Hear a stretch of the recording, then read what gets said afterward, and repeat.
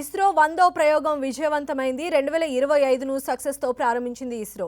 Sriharikota Satish Dhawan space centre నుంచి ఉదయం 6:23 GSLV F-15 rocket నిప్పులు చిమ్ముతూ ఆకాశంలోకి దూసుకువెళ్లింది. ఈ రాకెట్ NVS-02 ఉపగ్రహాన్ని తీసుకుని నింగిలోకి దూసుకువెళ్లింది. NVS-02 ఉపగ్రహం ఇస్రో శాస్త్రవేత్తలు అభివృద్ధి చేసిన స్వదేశీ నావిగేషన్ ఉపగ్రహ వ్యవస్థ. దీని బరువు 2250 కిలోలు. ఇది కొత్త తరం నావిగేషన్ ఉపగ్రహాల్లో రెండోది. ఇస్రో అధిపతిగా బాధ్యతలు చేపట్టిన వి నారాయణన్కు ఇది మొదటి ప్రయోగం కావడంతో ఆయనే స్వయంగా అన్ని ప్రక్రియలను పర్యవేక్షించారు. ఈ ప్రయోగం ద్వారా దేశీయ నావిగేషన్ వ్యవస్థ నావిక్ మరింత విస్తృతం కానుందని ఇస్రో శాస్త్రవేత్తలు తెలిపారు. ఈ NVS-02 satellite second generation satellite కాగా NVS-01 ఉపగ్రహాన్ని 2023 మే 29వ తేదీన ఇస్రో నింగిలోకి పంపించింది.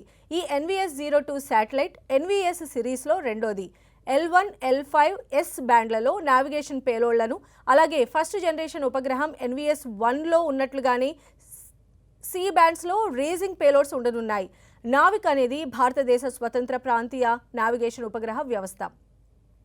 ఇక భారత భూభాగం నుంచి దాదాపు 1500 కిలోమీటర్ల వరకు విస్తరించి ఉన్న ప్రాంతాల్లో యూజర్లకు ఖచ్చితమైన స్థానం, వేగం, సమయం వంటి సేవలను అందించడం కోసం ఈ నావిక్ను రూపొందించారు. ఈ కొత్త శాటిలైట్ సక్సెస్ అయితే దేశీయ నావిగేషన్ వ్యవస్థ నావిక్ మరింత వేగంగా, ఖచ్చితత్వంతో సేవలు అందించనుంది. ఇక ఈ NVS-02 శాటిలైట్ను కర్ణాటక రాజధాని బెంగళూరులోని UR రావ్ శాటిలైట్ సెంటర్లో రూపొందించగా దానికి ఇతర శాటిలైట్ సెంటర్లు సహకరించాయి.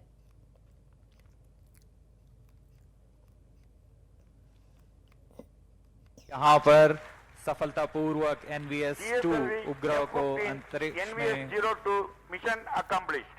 The Spaceport of India, SDG Sharp, Sriharikota, ISRO, Department of Space. Promotion की स्थितियां प्राप्त हो चुकी हैं. NVS-02 satellite separated. और हर्ष का पल यहाँ पर सफलतापूर्वक NVS-2 उपग्रह को अंतरिक्ष में NVS-02 mission accomplished. The Spaceport of India, SDG Sharp, Sriharikota, ISRO, Department of Space. L40 stages are ignited. Plus 5 seconds. Lift off normal. Magnificent. Extremely happy to announce from the Spaceport of ISRO that the first launch of this year, 2025, has been successfully accomplished, with GSLV F-15 launch vehicle precisely injecting the navigation satellite NVS-02 in the required intended orbit. This mission is the 100th launch from our launch pads, which is very significant milestone of India. Our space program was conceived and started by visionary leader Professor Vikram Sarabhai and taken forward by generations of leaders. Couple of senior leaders are right now available in the VIP gallery. So మరిన్ని updates తెలుసుకుందాం. మా ప్రతినిధి దేవ్ కుమార్ మనకు అందుబాటులో ఉన్నారు. దేవ్ కుమార్, ఇస్రో తన 100వ ప్రయోగాన్ని సక్సెస్ఫుల్గా చేపట్టింది. సో ఇస్రో నెక్స్ట్ స్టెప్స్ ఎలా ఉండబోతున్నాయి? కొత్త చైర్మన్ నారాయణన్ ఆధ్వర్యంలో ఇస్రో నెక్స్ట్ పదంలో ఎలా దూసుకువెళ్తుందంటే ఏమంటున్నారు? అయితే ఈరోజు యావత్ భారతదేశంతో పాటు ప్రపంచ దేశాలు కూడా గర్వించదగ్గ రోజని కూడా చెప్పుకోవాలి. ఎందువల్లంటే ఇస్రో 100వ ప్రయోగాన్ని సూపర్ సక్సెస్గా సాధించడం జరిగింది. ఈ GSLV F-15 రాకెట్ NVS-02 ఉపగ్రహాన్ని మోసుకెళ్తుంది. అన్ని దశలు ఏదైతే 3 దశలు ఉన్నాయి ఈ ప్రయోగంలో, 3 దశలు కూడా నార్మల్గానే కొనసాగడం జరిగింది. ఏ దశలో కూడా ఎలాంటి ఇబ్బందులు లేకుండా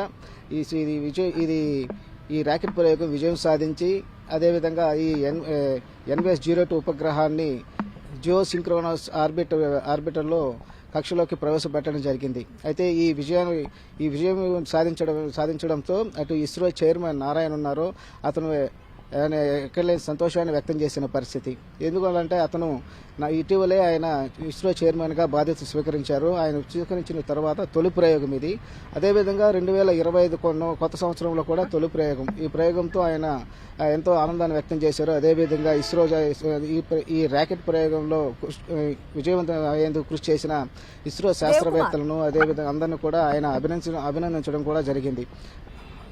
సో ఈ NVS-02 ఎప్పటి నుంచి తన పనిని ప్రారంభించబోతోంది? దానికి సంబంధించిన సమాచారం ఏముంది? అయితే ఇది ఇప్పటి వరకు కూడా మనకు అది NVS-01 ఉపగ్రహాన్ని మరి గతంలో ప్రయోగించారు. అయితే ఈరోజు ఈ రెండో NVS-2 ఉపగ్రహాన్ని ఉపయోగించడం జరిగింది, కక్షలో ప్రవేశపెట్టడం జరిగింది. ఇది త్వరలోనే ఇది తన సేవలను అందించనుందని చెప్పేసి ఇస్రో చైర్మన్ నారాయణ తెలపడం జరిగింది.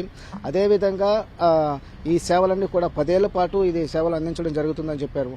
అదేవిధంగా భూమి మీద అదేవిధంగా వాయు జల దీనికి సంబంధించింది మార్గాలను నావిగేషన్ సంబంధించిన పౌర సేవలు అదేవిధంగా సైనిక అవసరాల కోసం ఇది ఎంతో ఉపయోగపడుతుందని కూడా ఆయన చెప్పడం జరిగింది. ఇది పూర్తిగా నావిగేషన్కి సంబంధించిన ప్రయోగం. ఇది ఈ నావిక్ సంబంధించి మొత్తం 5 ఉపగ్రహాలను కక్షలోకి ప్రవేశపెట్టాల్సి ఉంటుంది.